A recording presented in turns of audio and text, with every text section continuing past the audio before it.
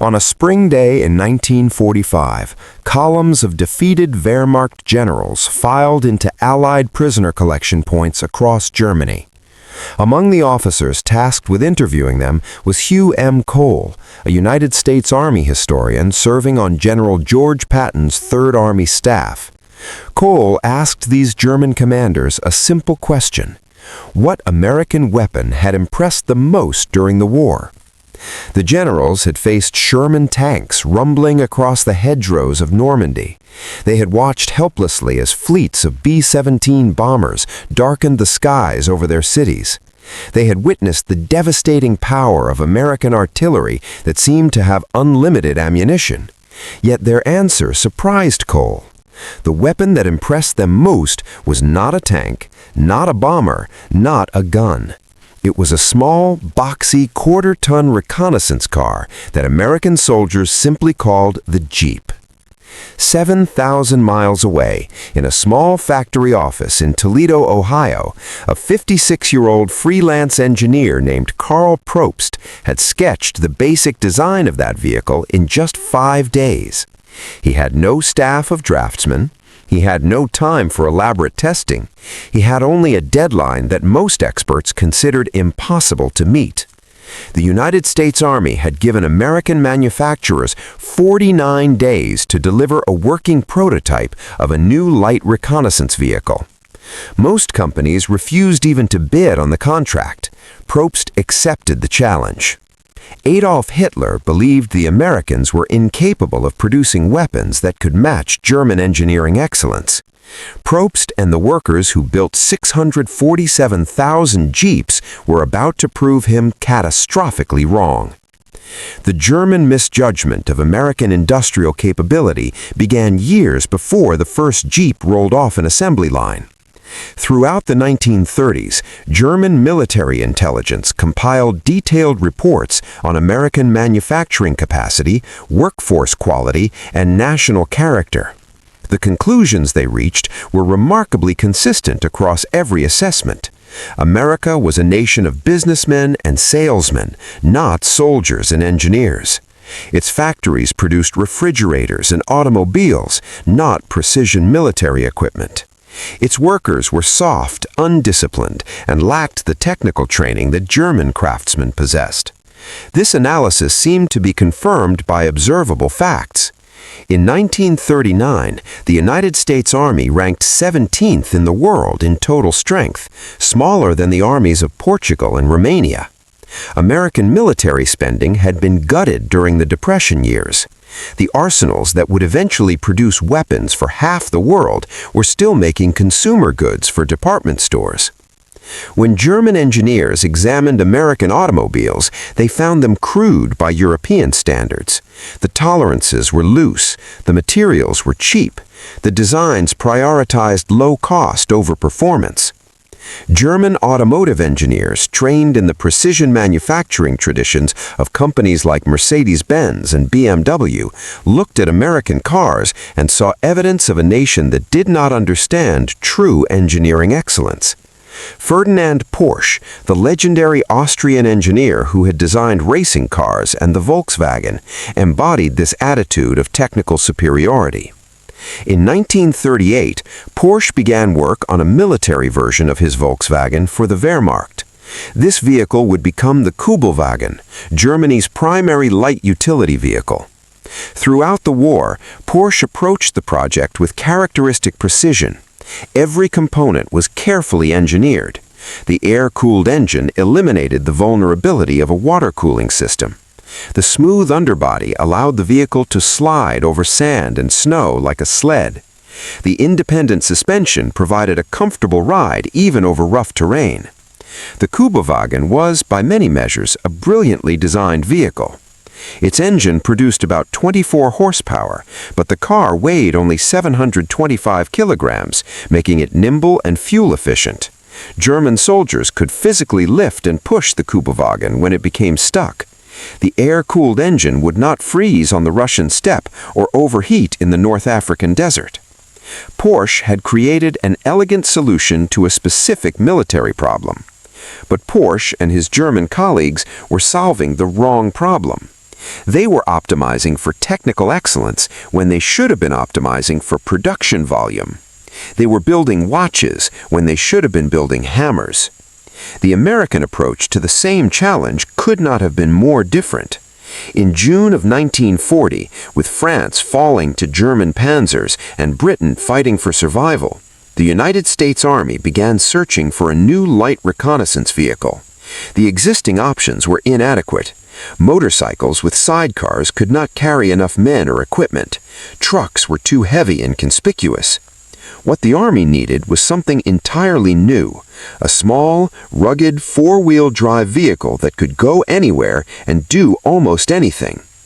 On July 11, 1940, the Army sent specifications to 135 American automobile manufacturers. The requirements seemed almost impossible to meet. The vehicle had to weigh no more than 1,300 pounds. It had to carry a three-man crew plus equipment. It had to have four-wheel drive for off-road capability. It had to reach speeds of at least 50 miles per hour on roads while also crawling at walking pace off-road. And manufacturers had just 11 days to submit a bid and 49 days after contract award to deliver a working prototype of a new light reconnaissance vehicle. The established automobile companies looked at these requirements and declined. General Motors said no. Ford said no. Chrysler said no. The specifications were too demanding, the timeline too short, and the financial rewards too uncertain for any major manufacturer to risk its reputation on such a project. Only two small companies responded. One was Willys Overland, a struggling automaker based in Toledo, Ohio that had barely survived the Depression. The other was the American Bantam Car Company, a tiny manufacturer in Butler, Pennsylvania, with a skeleton crew of workers. Bantam was so small that most Americans had never heard of it. But Bantam was also desperate for business, and desperation breeds courage. Bantam's president, Frank Vaughan, knew his company could not design the vehicle alone. He reached out to Karl Probst, a freelance automotive engineer who had previously worked for companies including Chalmers, Peerless, and REO. Probst was 56 years old, a graduate of Ohio State University, and one of the most experienced automotive engineers in America. He was also unemployed and initially uninterested in the project. The pay was minimal and the deadline was impossible. Vaughan convinced Probst to visit Butler. Anyway, when Probst saw the Army specifications, something changed in his attitude. He recognized that this was not just another commercial project. This was a chance to help his country prepare for a war that increasingly seemed inevitable. Probst agreed to help, purportedly for a total payment of $200. On July 17, 1940, Probst arrived at Bantam's factory and began work. He had 5 days to complete the design drawings needed for the bid submission. Working with Bantam engineer Harold Christ and a small team, Probst produced a complete set of specifications by July 22nd. The Army reviewed the bid at Camp Hollerbird in Maryland and reached a decision in 30 minutes. Bantam won the contract. Now the real work began. Probst and Chris had 49 days to transform paper drawings into a working vehicle. They scavenged parts from existing automobiles wherever possible. The frame was built from scratch. The body was hand-formed from sheet metal. Every component had to be fabricated, fitted, and tested. The men worked around the clock, sleeping in shifts on the factory floor. On September 23, 1940, Probst and Christ personally drove the completed prototype from Butler to Camp Hollerbird. They arrived at 4:30 in the afternoon, just half an hour before the 49-day deadline expired. The vehicle weighed more than the original specifications allowed, coming in at approximately 1,850 pounds instead of 1,300. But when Army testers put it through its paces, the little car performed magnificently. Over the following weeks, the prototype logged 5,800 kilometers of grueling endurance testing. It climbed grades that stopped other vehicles. It forded streams. It crossed terrain that would have trapped a truck. The Army was impressed, but faced a dilemma. Bantam had proven the concept worked, but the company was too small to produce vehicles in the quantities the military would need. So the Army made a controversial decision. It forwarded Bantam's blueprints to both Willys Overland and Ford, claiming government ownership of designs created under federal contract. Both larger companies were invited to submit their own prototypes. By November 1940, 3 versions of the new vehicle existed. Bantam had built its pilot models. Willys Overland had produced a prototype called the Quad. Ford had delivered its version, named the Pygmy. The Army ordered 1,500 pre-production units from each company for field testing. What emerged from those tests would determine the future of military mobility. The Willys prototype had one decisive advantage. Its engine was superior to anything the competition offered. Chief Engineer Delmar Roos, known as Barney, had spent months refining a power plant called the Go Devil. This was a water-cooled, inline 4-cylinder engine that produced 60 horsepower at 4,000 revolutions per minute. It was not a new design. Roos had actually modified an existing engine from the Willys automobile line, but his modifications were transformative. The original engine could run for roughly 22 hours under continuous load on a dynamometer before showing signs of strain. Roos redesigned almost everything to dramatically extend that endurance. He added insert bearings for durability. He counterbalanced the crankshaft to reduce vibration. He installed lightweight aluminum pistons. He created a full-pressure lubrication system. He redesigned the camshaft lobes for better performance. When he finished, the Go Devil engine could run continuously on a dynamometer for over 100 hours. It produced more than twice the power of Porsche's Kubowagen engine while maintaining the rugged reliability that combat conditions demanded. In July 1941, the Army made its decision. Willys Overland would be the primary manufacturer of the new vehicle, designated the MB. The company's Go Devil engine and overall design had proven superior in testing, but Willys alone could not produce enough vehicles to meet military demand. So the Army made a controversial decision. It forwarded Bantam's blueprints to both Willys Overland and Ford, claiming government ownership of designs created under federal contract. Both larger companies were invited to submit their own prototypes. By November 1940, 3 versions of the new vehicle existed. Bantam had built its pilot models. Willys Overland had produced a prototype called the Quad. Ford had delivered its version, named the Pygmy. The Army ordered 1,500 pre-production units from each company for field testing. What emerged from those tests would determine the future of military mobility. The Willys prototype had one decisive advantage. Its engine was superior to anything the competition offered. Chief Engineer Delmar Roos, known as Barney, had spent months refining a power plant called the Go Devil. This was a water-cooled, inline 4-cylinder engine that produced 60 horsepower at 4,000 revolutions per minute. It was not a new design. Roos had actually modified an existing engine from the Willys automobile line, but his modifications were transformative. The original engine could run for roughly 22 hours under continuous load on a dynamometer before showing signs of strain. Roos redesigned almost everything to dramatically extend that endurance. He added insert bearings for durability. He counterbalanced the crankshaft to reduce vibration. He installed lightweight aluminum pistons. He created a full-pressure lubrication system. He redesigned the camshaft lobes for better performance. When he finished, the Go Devil engine could run continuously on a dynamometer for over 100 hours. It produced more than twice the power of Porsche's Kubowagen engine while maintaining the rugged reliability that combat conditions demanded. In July 1941, the Army made its decision. Willys Overland would be the primary manufacturer of the new vehicle, designated the MB. The company's Go Devil engine and overall design had proven superior in testing, but Willys alone could not produce enough vehicles to meet military demand. So the Army made a controversial decision.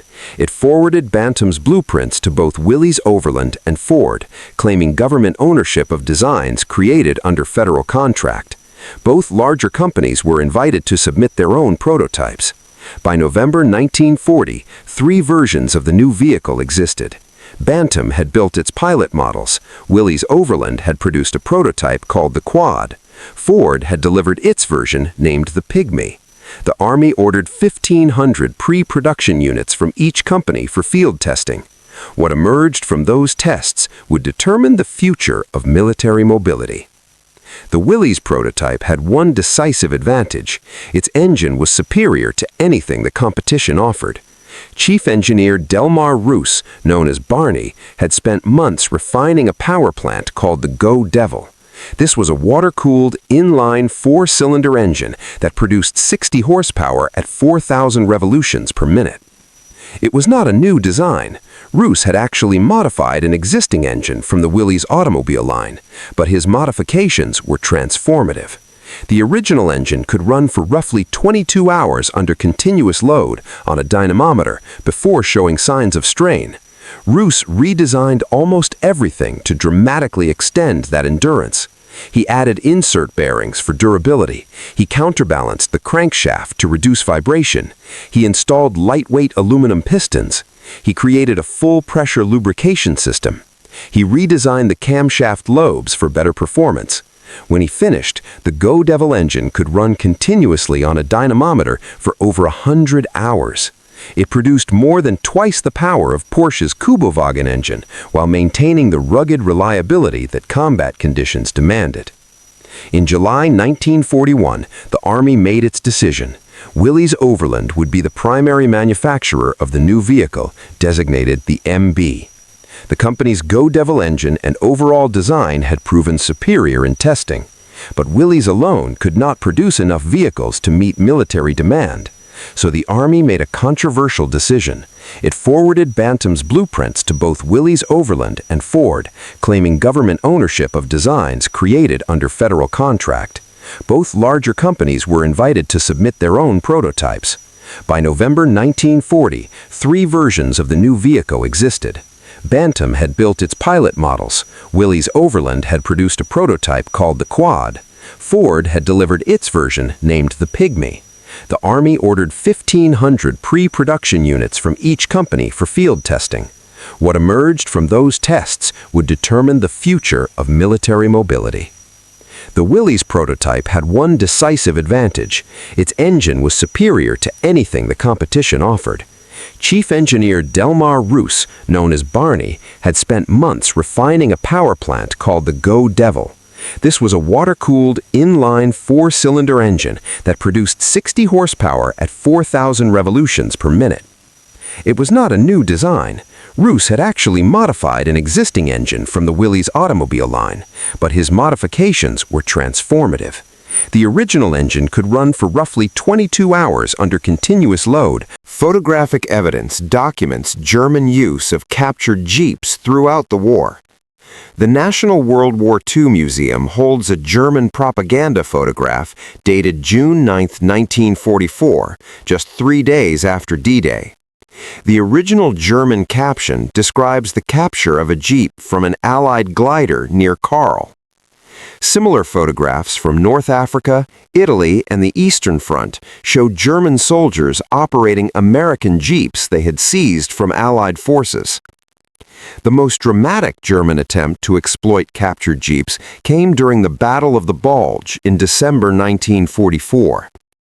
SS Lieutenant Colonel Otto Scorsani, who had previously rescued Benito Mussolini in a daring commando raid, was tasked with a new mission of unprecedented audacity. Operation Greif, named after the mythical Griffin, would infiltrate German soldiers behind American lines, wearing American uniforms and driving American vehicles. Their mission was to spread confusion, misdirect traffic, capture bridges, and create chaos that would help the German offensive succeed. Scorsani requested 100 captured jeeps for the operation. He also requested American tanks, trucks, and enough uniforms and equipment to outfit a substantial force. The request itself reveals how desperately the Germans coveted American vehicles. Scorsani knew that jeeps were the most ubiquitous vehicles in the American rear areas. His commandos would need jeeps to blend in with normal traffic, but the Wehrmacht could not supply what Scorsani needed. Despite scouring the entire front for captured American equipment, the Germans could only provide approximately 30 jeeps for Operation Greif. Skorsany received one working Sherman tank out of the 20 he had requested. The operation was crippled before it began by Germany's inability to accumulate enough captured American equipment. The jeeps that Skorsany did obtain were assigned to small teams of English-speaking German soldiers organized into a unit called Einheit Staulau. These men had been selected for their language skills and were given intensive training in American customs, slang, and military procedures. Approximately 150 commandos were organized into small groups, each equipped with a captured jeep, American uniforms, and forged identification documents. The operation began on December 16, 1944. As the broader German offensive smashed into American lines in the Ardennes forest, Skorsany's teams infiltrated through the chaos of the initial breakthrough and began their mission of disruption. Some teams succeeded in misdirecting American convoys.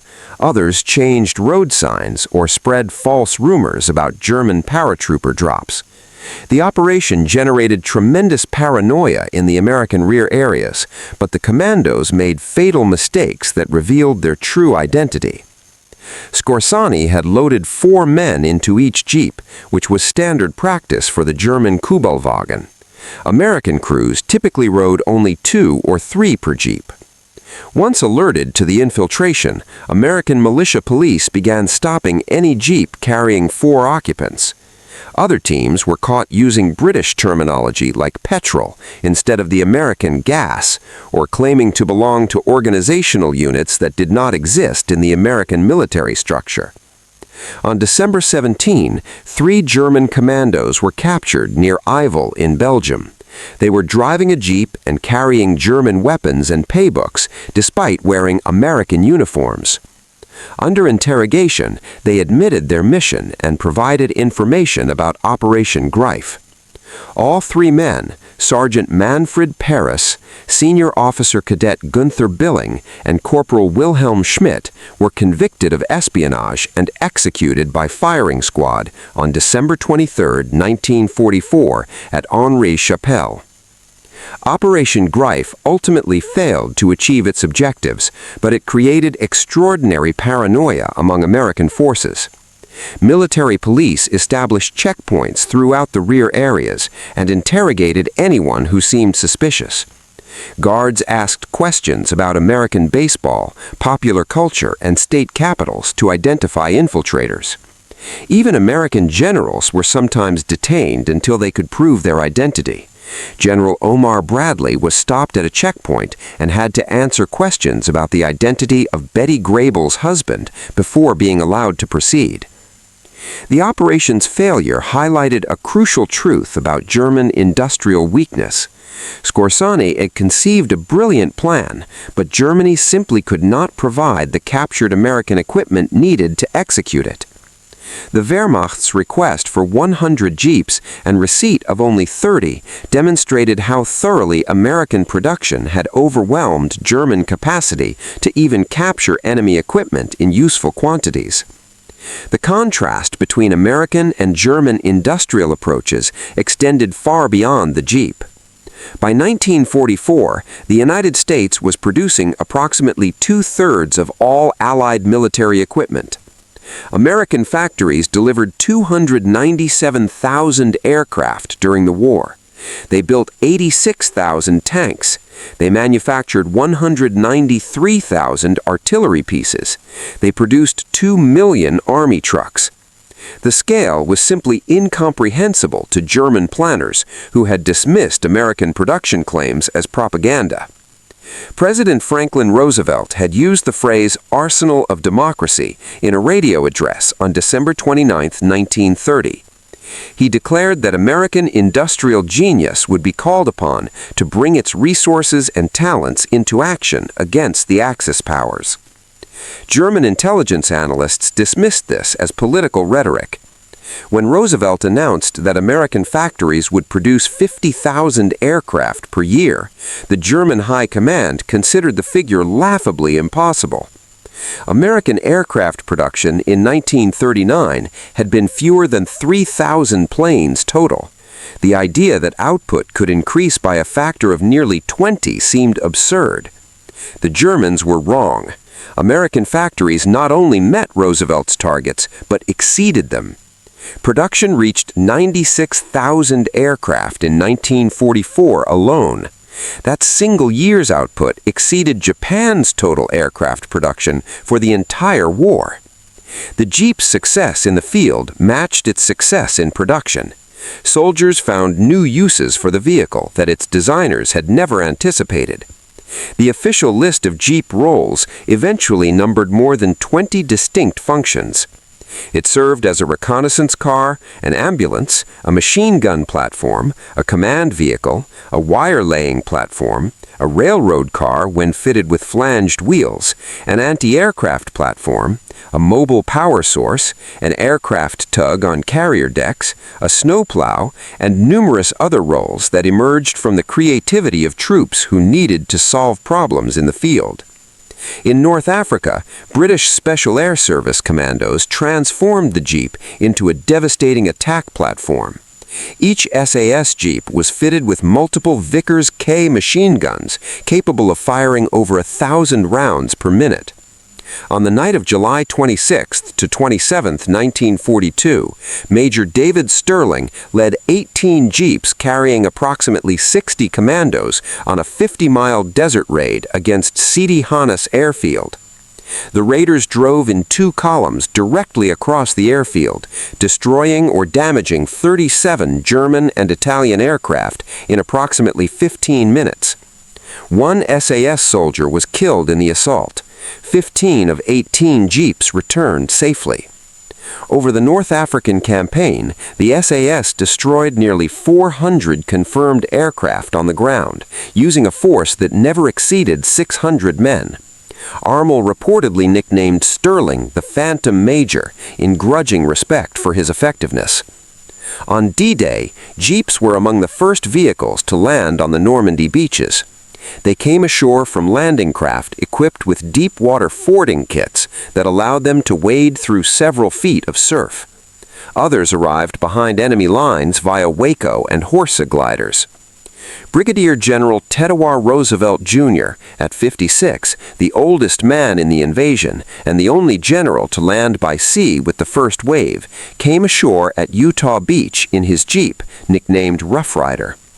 Roosevelt would die of a heart attack 36 days later, having earned the Medal of Honor for his leadership on the beach. In the Pacific Theater, a Willys MB nicknamed Old Faithful became the first Marine Jeep on Guadalcanal, landing on August 7, 1942. On October 13, the vehicle took 2 shrapnel holes from Japanese battleship shelling and was reportedly awarded the Purple Heart, believed to be the first American vehicle so decorated.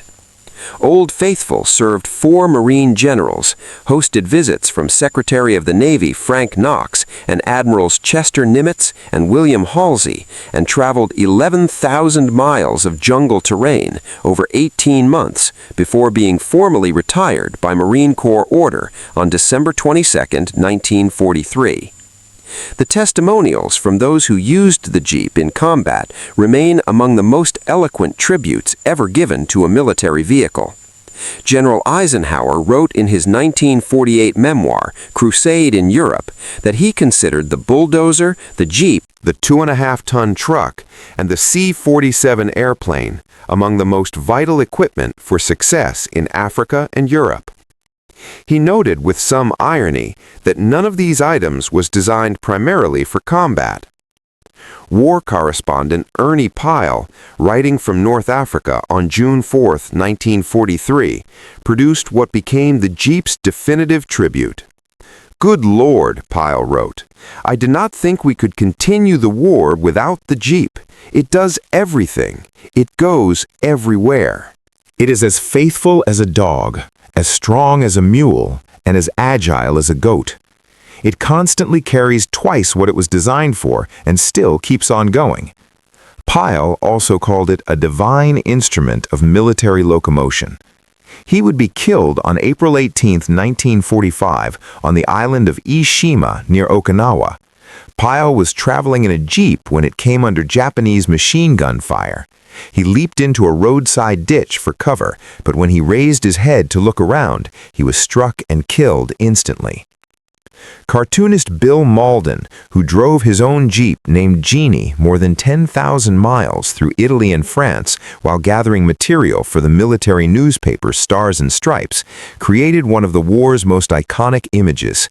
His cartoon showed a grizzled cavalry sergeant pressing his pistol against the hood of his disabled Jeep, covering his eyes before delivering the final shot. He was putting down his vehicle the way a cavalryman would shoot a horse with a broken leg. The image captured how deeply American soldiers had come to love their Jeeps. The Lend-Lease program distributed American Jeeps to allies around the world. Approximately 50,000 Jeeps were shipped to the Soviet Union, along with several thousand amphibious Ford GPA variants. Soviet soldiers called them Willys, a phonetic rendering of the Willys brand name. When asked how they liked the American Jeep, Red Army drivers often answered with one Russian word, zamechatelno, marvelous. The Soviets received far more than Jeeps through Lend-Lease. By the end of the war, approximately 33% of all Red Army vehicles had been provided by the United States. Thousands of Katyusha rocket launchers were mounted on American Studebaker truck chassis. At the Tehran Conference in November 1943, Joseph Stalin spoke about the critical importance of American machines to the Soviet war effort. Nikita Khrushchev later wrote in his memoirs that Stalin told him privately that without American help, the Soviet Union would not have won the war. The German inability to match American production had roots in fundamental differences of industrial philosophy. German factories were organized around skilled craftsmen who took pride in precision engineering. Components were carefully machined to exact tolerances. Designs were constantly refined to incorporate improvements in innovations. This approach produced technically excellent weapons, but it complicated production and made maintenance difficult in the field. American factories were organized around assembly lines and interchangeable parts. Components were designed to be good enough rather than perfect. This approach allowed workers with minimal training to produce large quantities of reliable equipment. A part manufactured in Ohio would fit perfectly with components made in Michigan and assembled in California. The system sacrificed some technical excellence for massive gains in production volume and field serviceability. German weapons frequently suffered from over-engineering that complicated production and maintenance. The Tiger tank, designed by Henschel after defeating a rival prototype submitted by Porsche, required approximately 300,000 man-hours to build. The Sherman tank was far simpler and could be produced in a fraction of the time. German tanks might win individual engagements, but American tanks could be replaced faster than they were destroyed. William Knudsen, the former General Motors president who led American war production, later summarized the Allied victory in terms that would have horrified German strategists. "We won," Knudsen said, "because we smothered the enemy in an avalanche of production, the like of which he had never seen nor dreamed possible." The Jeep was one component of that avalanche, but it was a component that touched every aspect of the war. Karl Probst, the engineer who had sketched the original Jeep design in 5 frantic days, received little recognition for his contribution during his lifetime. He continued working as a freelance engineer after the war and never became wealthy from his role in creating the Jeep. Probst died in 1963, largely unknown to the public that had benefited so enormously from his work. Delmar Roos, the Willys Overland engineer whose Go Devil engine was decisive in the Jeep's success, continued his career in the automotive industry. He had spent a decade at Studebaker before joining Willys and brought extensive experience to the engine redesign that proved crucial in winning the standardization contract. The Go Devil engine remained in production long after the war and powered Jeeps well into the civilian era. The Willys factory in Toledo that had produced hundreds of thousands of Jeeps transitioned to civilian production after the war. The first mass-produced civilian Jeep, designated the CJ2A and rolled off the line in 1945. It was essentially a military Jeep with minor modifications for peacetime use. The vehicle found immediate success with farmers, ranchers, and rural workers who needed its rugged capabilities. The Jeep brand eventually spawned the entire sport utility vehicle category that dominates American highways today. The men and women who built those Jeeps scattered back to their ordinary lives after the war. The welders who had fabricated frames returned to farms and factories. The assembly workers who had installed engines went back to peacetime jobs. The engineers who had solved impossible problems in impossible time frames moved on to new challenges. Most of them never spoke much about what they had done. They considered it simply their duty to a country at war. When Wehrmacht generals surrendered in 1945 and named the Jeep as the American weapon that impressed them most, they were acknowledging more than the excellence of a single vehicle. They were acknowledging the failure of their entire strategic calculation. They had believed that German precision and training would prevail over American mass production. The evidence proved otherwise.